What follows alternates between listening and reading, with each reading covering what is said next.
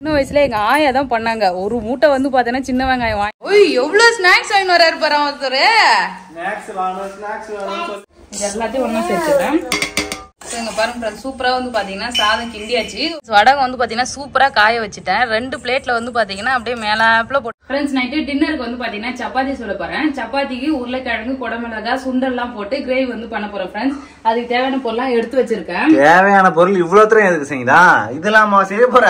இதெல்லாம் இல்ல பேபி, இங்க எடுத்து வச்சிருக்கேன் பாரு. குடமிளகாய் உருளைக்கிழங்கு அதுக்கப்புறம் சுண்டல் வந்து வேக வச்சிருக்கேன்.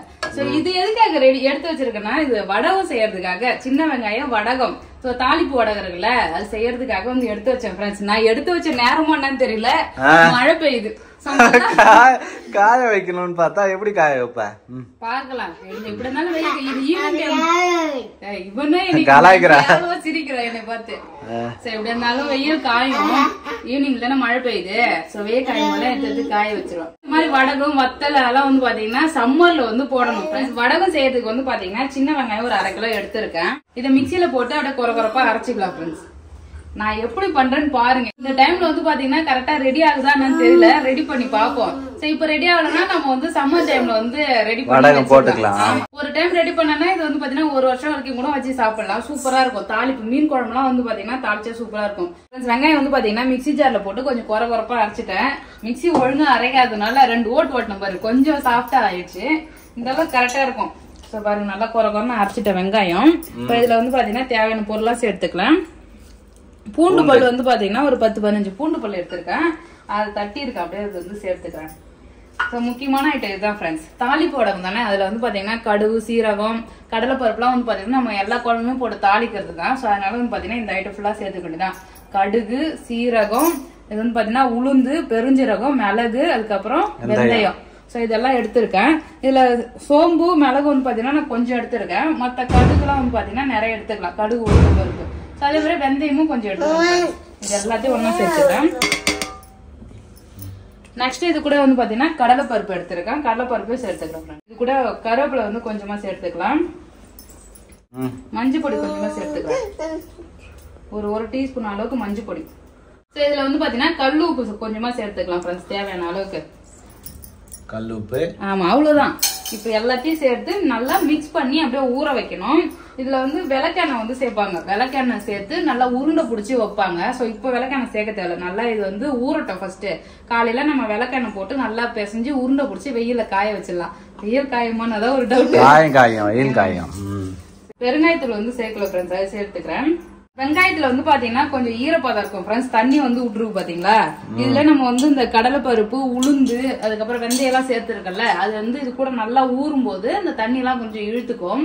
சோ இது வந்து காலைல நம்ம காய வைக்கலாம். கொஞ்சம் காலைல பார்க்கும்போது வந்து பாத்தீங்கன்னா இந்த அளவுக்கு ஈரப்பதம் இருக்காது. நல்லா ஊறி போய் சூப்பரா இருக்கும். நம்ம வெயில்ல காய வைக்கிறது கரெக்டா இருக்கும். அதான் ஃப்ரெண்ட்ஸ் அப்படியே ஊற வச்சு அமுக்கி வச்சுட்டேன்.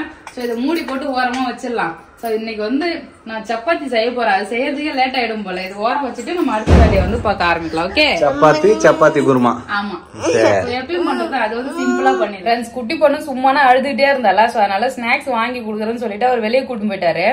ஜாலியா வந்து பாத்தீங்கன்னா அப்பாவும் பொண்ணு வெளியே போயிட்டாங்க என்னை சமைக்க சொல்லிட்டு. நான் வந்து பாத்தீங்கன்னா சப்பாத்திக்கு மாவு பிசைஞ்சிட்டு இருக்கேன் ஃப்ரெண்ட்ஸ். குருமா வந்து நான் எப்பயும் வைக்கிறது தான். நிறைய பேருக்கு நான் எப்படி வைப்பேன்னு தெரியும். சோ அதனாலதான் அது ரெசிபி வந்து போடல.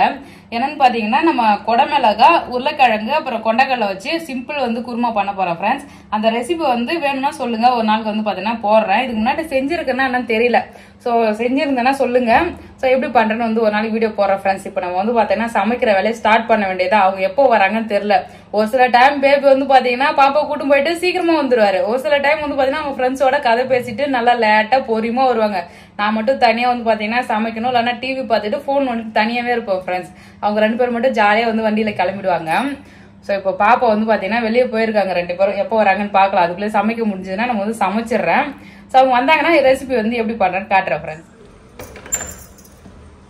ஃப்ரெண்ட்ஸ் 2 பேரும் போயிட்டு வீட்டுக்கு வந்துட்டாங்க. ஓய் எவ்வளவு ஸ்நாக்ஸ் வாங்கி வராரு பாரு ஒருத்தரு.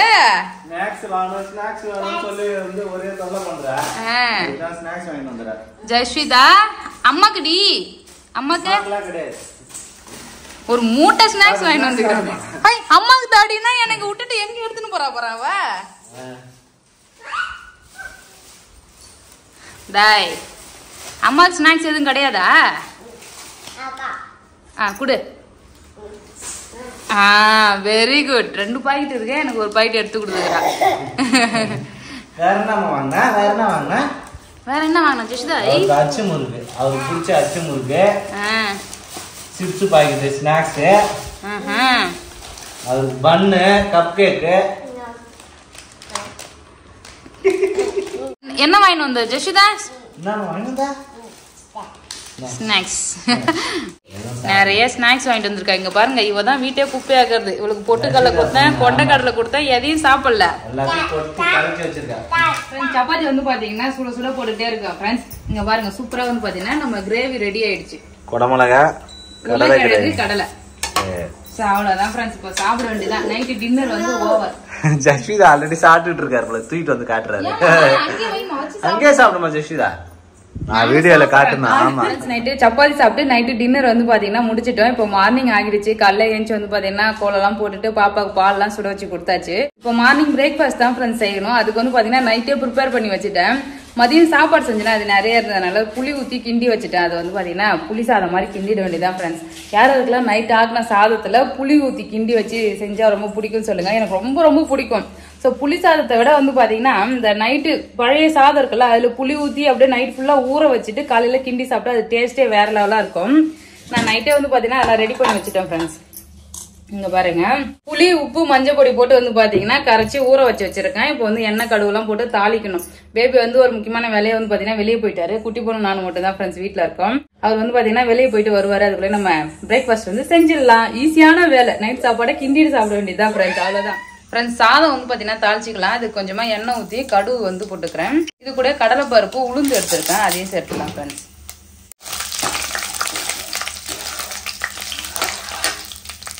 நான் வந்து சமையலுக்கு தேங்காய் எண்ணெய் யூஸ் பண்ணியிருக்கேன். ஸோ அதனால தான் நுர வருது. தேங்காய் எண்ணெயை சேர்த்துனா வச்சுங்களா நல்ல வாசனையாக இருக்குது ஃப்ரெண்ட்ஸ். ஒரு சில பேருக்கு தேங்காய் எண்ணெய் வாசனை பிடிக்காது. பிடிக்கிறவங்க தேங்காய் எண்ணெய் வந்து பார்த்தீங்கன்னா குக்கிங்கில் சேர்த்துக்கலாம். காஞ்ச மிளகா வந்து இது கூட சேர்த்துடலாம். ஃப்ரெஷ்ஷான கருவேப்பிலை. கடலைப்பருப்புலாம் வந்து பார்த்தீங்கன்னா செவந்துருச்சு ஃப்ரெண்ட்ஸ். இப்போ வந்து சாதத்தை போட்டு இதில் கிண்டிடலாம்.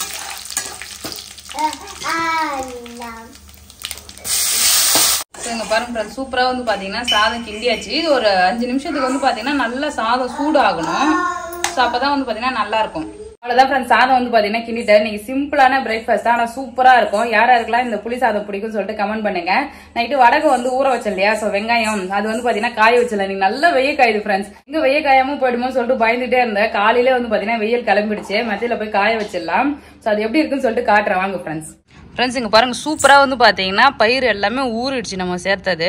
வெங்காயத்துலேயும் தண்ணி வந்து பார்த்தீங்கன்னா இழுத்துருச்சு ஃப்ரெண்ட்ஸ். இப்போ வந்து பார்த்தீங்கன்னா வெறும் பிளேட்டில் வந்து அப்படியே உதிரியாக காய வைக்கலாம்.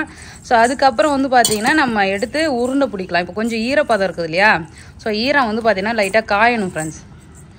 அழகாக இதை எடுத்து நம்ம இது மாதிரி உதிரியாக போட்டுக்கலாம்.